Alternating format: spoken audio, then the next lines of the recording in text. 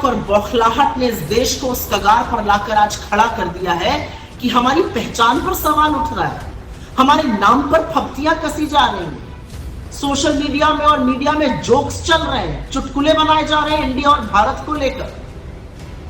यह आपकी सनक और आपकी नफरत का नतीजा है मोदी जी।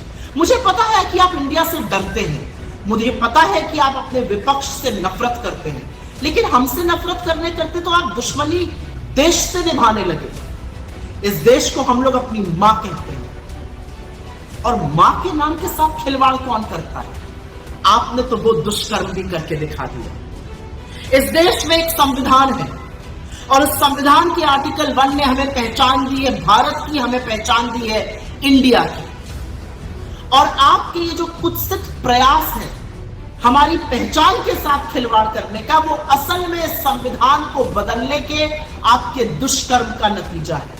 आप चाहते हैं कि आप बाबा साहेब का बनाया हुआ ये संविधान बदल दीजिए, लेकिन ऐसा हो नहीं पाएगा, क्योंकि आप भी जानते हैं और मैं भी जानती हूं कि राज्यसभा में आपके पास 2/3 बहुमत नहीं है, तो आप संविधान बदल नहीं पाएंगे। तो ये शगुफा क्यों छोड़ा गया?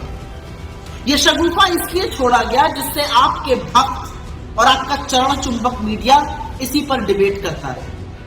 वो अडानी के महास्कैम पर आपसे सवाल ना पूछे, महंगाई पर चर्चा ना करे, बेरोजगारी पर बात ना करे, आर्थिक असमानता पर बात ना करे, आज भी जलते हुए मणिपुर पर सवाल ना उठाए।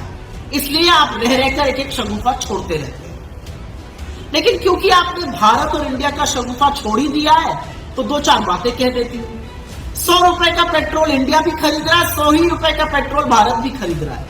आटे पर जीएसटी आपने इंडिया के लिए भी लगाई है और भारत के लिए भी लगाई है। बेरोजगारी से इस देश का युवा इंडिया में भी जूझ रहा है और भारत में भी जूझ रहा है। आर्थिक असमानता से लोग त्रस्त है इंडिया में भी और लोग त्रस्त है भारत में भी। जलते हुए मणिपुर को देखकर इंडिया भी कांप उठता है और जलते हुए मणिपुर को देखकर भारत की आत्मा भी सिहर जाती है।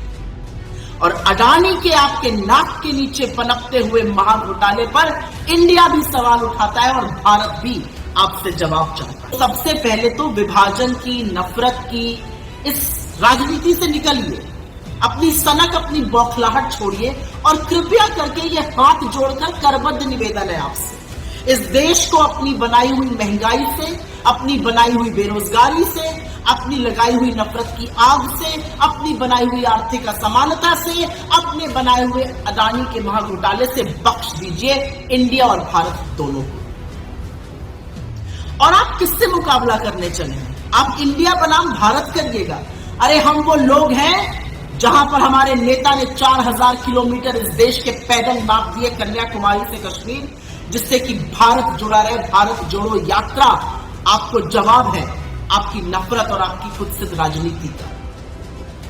और जब हम कहते हैं जुड़ेगा भारत और जीतेगा इंडिया, तो आपकी बौखलाहट, आपकी घबराहट स्वाभाविक है। भारत माता भी हमारी है, इंडिया भी हमारा है, क्योंकि आप लोगों ने और आपके पूर्वजों ने तो ना इंडियन इंडिपेंडेंस की वॉर लड़ी और ना भारत की स्वाधीनता संग्राम में ढेले का योगदान किया।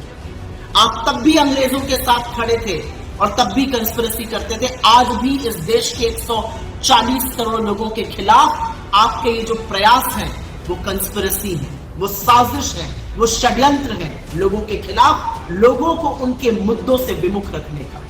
जाते जाते एक ही बात कहूंगी मोदी जी, जिसके दिल में अपने देश के लिए प्यार है, जिसका दिल इस देश के लिए धड़कता है, उसको आप किसी भी नाम से बुलाइए। उसका दिल, उसका ज़मीर हिंदुस्तान के लिए है, इंडिया के लिए है, भारत के लिए है। और ये असलियत ना आप समझ सकते हैं ना आप बदल सकते हैं, क्योंकि आप एक घबराए, बौखलाए, डरे हुए और सन की तानाशाह से ज्यादा अब कुछ नहीं रहे।